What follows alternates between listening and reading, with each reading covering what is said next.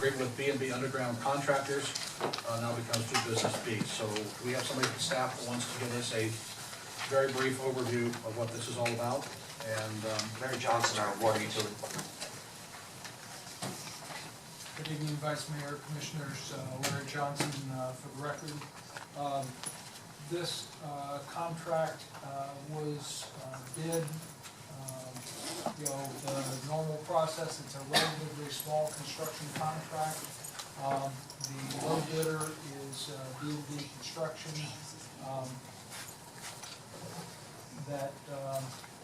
It's not working. No, just unpause it. The button on the bottom. It's high tech. No, not that bottom. Whatever. There you go. Okay, very good. The low bidder for this contract is B&B Construction. It was done as part of the normal procurement process that we would do for any construction contract. It is a relatively small contract of $48,000 for some work that needs to be done to replace basically a butterfly valve and a force main in one of our road areas, and so it did require a construction contractor to do the work. The concern that was raised, though, in the last commission meeting, and I do have a memo to provide to the commission that just addresses the concern there is that B&B Construction is also currently doing 3 contracts for the city. They are finishing those up. As part of the work that they've done, there have been several customer complaints, and in particular, this issue was raised as far as a material that had been dumped on the Lake Osborne Drive site that the city owns. This memo just sort of outlines those issues and does have attached some of the material that was located on the site. We fully agree with the concerns that were raised in the last commission meeting as far as that material was inappropriate. We had actually on January 6th, prior to the commission meeting, we had issued instructions to our engineers and to the contractor saying that they were no longer authorized to use that site and that they would have cleaned it up. Since that time, we've been working with them. They have achieved substantial completion on all 3 of the existing contracts, so they are moving forward to complete things, and we're establishing punch lists for each of those contracts for them to essentially clean up each of the contracts. As part of that, they have removed a substantial amount of the material that was on the site. Basically, I went by this morning, and the only thing that remains on that site is basically a smaller amount of the soil that was piled up on the site. They essentially cleared the debris and some of the other materials that were unauthorized and put it in a dumpster to be hauled away.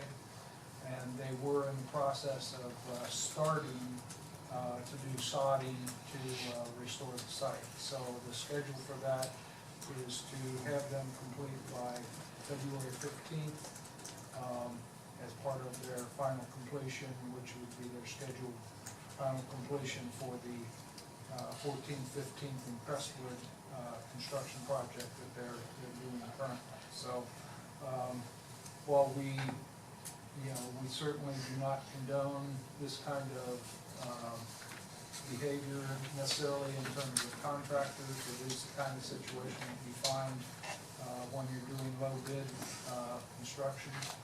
And we have been working with them, the city staff, both public services and utilities have been working to resolve those issues as we find them and complete the project. So,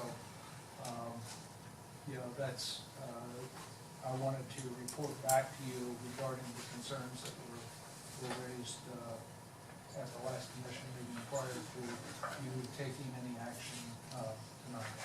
Commissioner Amoroso? I appreciate the low bid, but my concern, this is not acceptable. This should never have happened, and I'm still concerned that, you know, they have 3 projects that they're finishing up and it's not 100% removed. This would not be allowed on my property, so therefore it should not be allowed on a city property. Low bid or no low bid, you know, when we move forward with this, it needs to be spelled out, especially in this new one. If it's not, it needs to be adjusted. City attorney, to address this. Obviously, this company is the low bidder, and they already are working on 3 jobs in the city, and they have a history of this. What happens when we approve this and we don't have something that stops them from doing it? I could easily see them doing it again because all we did was slap them on the hand. There is no recourse financially or anything in the contract from what I see. And as a contractor, I have no reason not to do this again, because all you're going to do is tell me I can't do it and then give me till February 15th to clean it up. It would not be accepted for residents and or my property. So I'm concerned that, you know, this was allowed to happen, and that, as far as I'm concerned, it will continue to happen. Commissioner, if I might just mention, is the situation with this contract is a little different, and I would not be recommending to you this contractor for a large contract in the city of Lake Worth based on their current, experience. Is that in this case, this contract is a relatively small, again, it's a relatively small contract. It is outside, the actual work will be done outside the boundaries of Lake Worth, within our service area, water service area, but it is outside the boundaries of Lake Worth.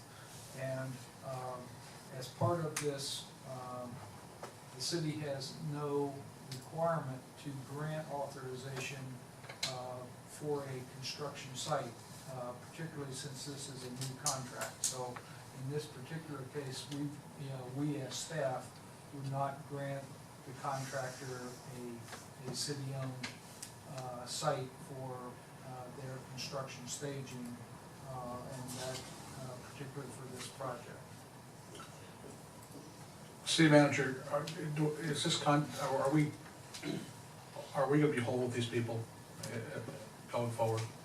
And do we have the provisions in place, of the monitoring in place to make sure we don't go through? That's really, I think, what we all need to know. The recourse language there. Right, there's recourse language, but there's also, I think what Larry's talking about in future bidding, to have people who are pre-qualified, to maybe have a higher standard and not just simply be low bidder. Okay.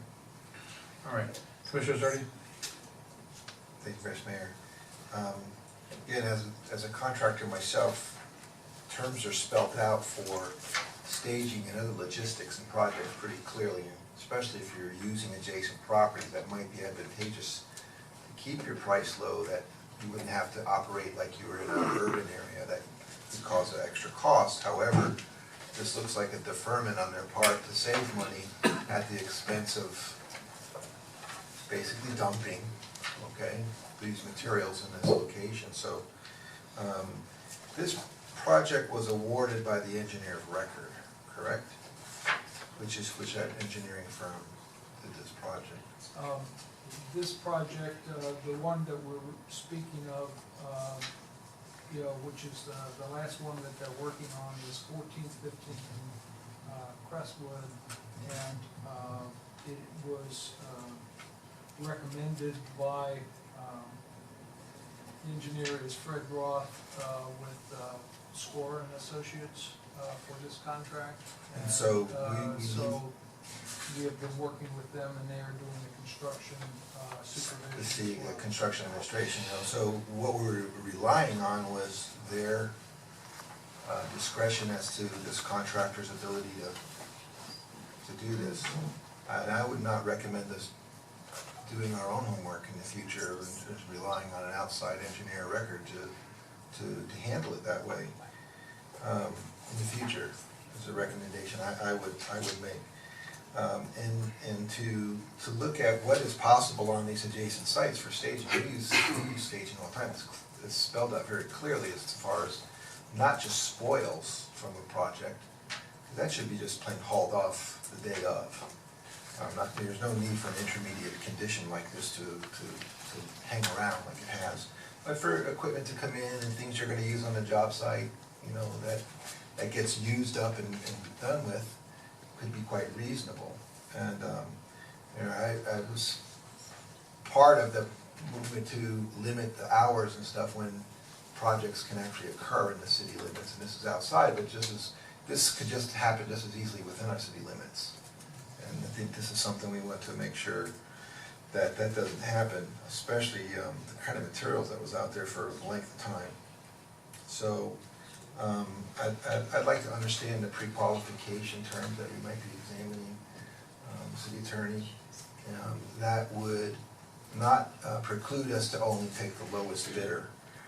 And I know a lot of government work that is, but it should be the lowest qualified bidder in terms that suit our needs for the benefit of all of the adjacent property owners as well in the future. So I'm sorry that this all came up like this, and I guess the way that we couldn't put some fingers on them, and that shouldn't happen anymore. And I imagine that we'll have wording here coming up that will prevent. Thinking like, how much of a holdback do we have in this? I'm trying to find that. How much are we holding back? There's, 10%? well, I think it's reduced, as I remember, there's, the retention is approximately 5%, if I remember correctly. It So starts that's out like 50% of the 10%, contract and is then reduces to completed. 5%. Yeah, as you get close to the last over draw. time. And so, but, you know, is that there are funds that have not been, you know, paid is because they, you know, we're looking at that at this point in terms of them reaching substantial completion, and then, so, you know, there are still substantial funds related to the contract that they're, I'm sorry. they're working. Who signs off on substantial completion on that requisitions? Both the engineer and city staff, City staff. and it's, That's a tool we have. correct. I would look closely at those last requisitions in a situation like this. Well, and that's, you know, I think that's partially why you see the progress that has been made, in the last. Right, I think we were effective in getting cleaned up and getting your attention. The unfortunate fact is, while this was going on, this item was going forward with the ECR to do the Seminole Manor Force Main. So we wanted to make sure you understood that we were dealing with the issue, and that this decision to go forward is, we're asking you to make it.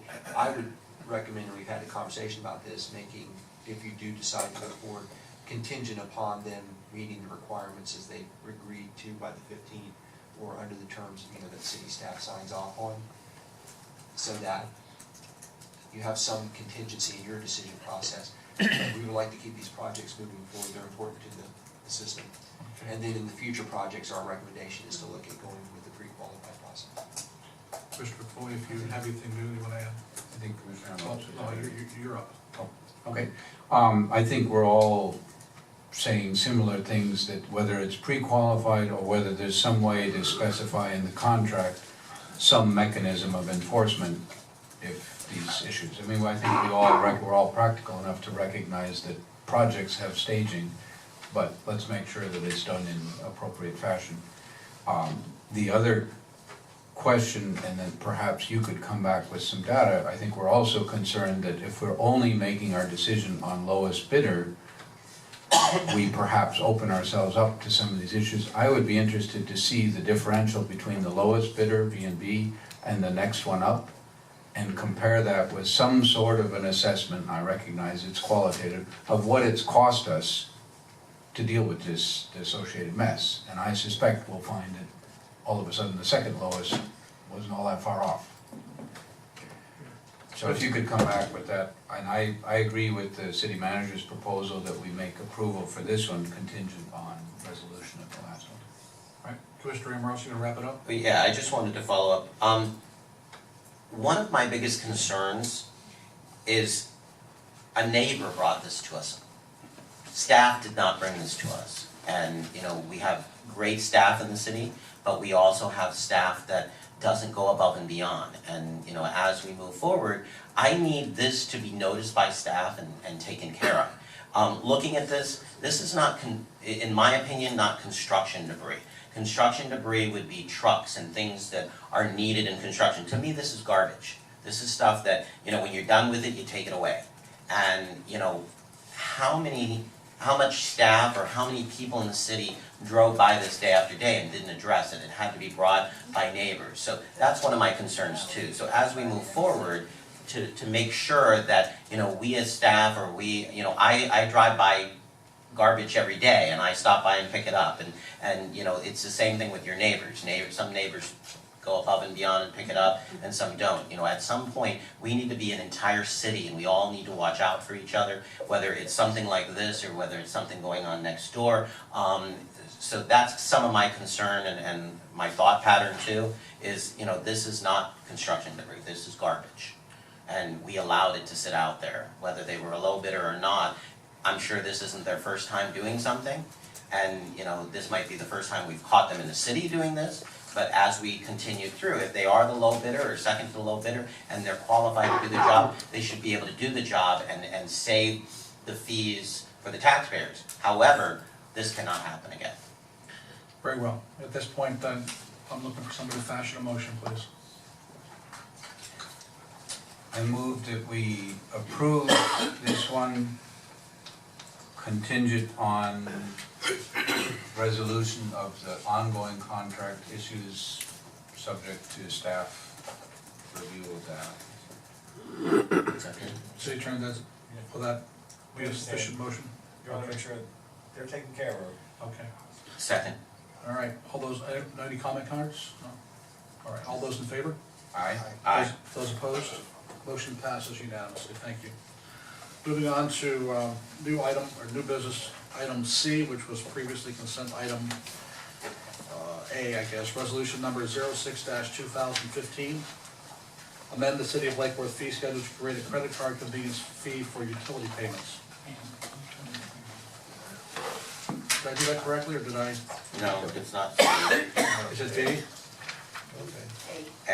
A, but it was consent A. It was a. Okay. Consent A.